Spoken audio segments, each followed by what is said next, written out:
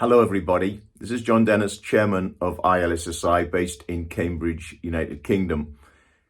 It is essential that we train our green belts, black belts and master black belts to understand the fundamentals of probability, risk and confidence in the studies that they are doing of their systems and processes. And it has come to my attention that there is a lot of confusion and misunderstanding in this area of probability, risk, and confidence.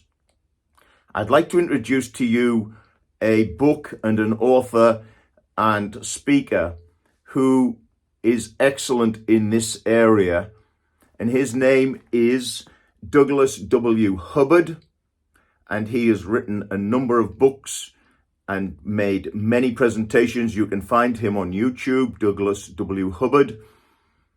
One of his best books is called The Failure of Risk Management: Why It's Broken and How to Fix It. And I would like to introduce this to all green belts, black belts and master black belts as an extremely valuable source of understanding in this field. The thesis by Doug Hubbard goes something like this: that most of the widely used risk management tools in fact do not result in better decisions being made to reduce risks. It is therefore important that green belts, black belts and master black belts understand some of the alternative risk measurement and risk management systems that use quantitative methods such as Monte Carlo analysis for the measurement and analysis of risk. In future videos for green belts, black belts and master black belts, I will be examining some of these quantitative methods for risk analysis, in which the probability distribution of the data on which the risk assessment is based should be understood. It is not always normal distribution. In fact, it is quite often not normal distribution.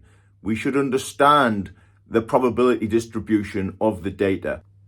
We should understand the importance of sample size and the variation within the data. This is not to say that there is no place for FMEA or other qualitative methods of assessing risk on ordinal scales of data from 1 to 10 based on expert opinion. There is a place and a time for these tools, but they must be used correctly, and the users of these tools must understand the level of risk involved in using these tools and the amount of confidence they can have in the results that they give. I look forward to making more videos on this subject, and I look forward to your comments. Thank you.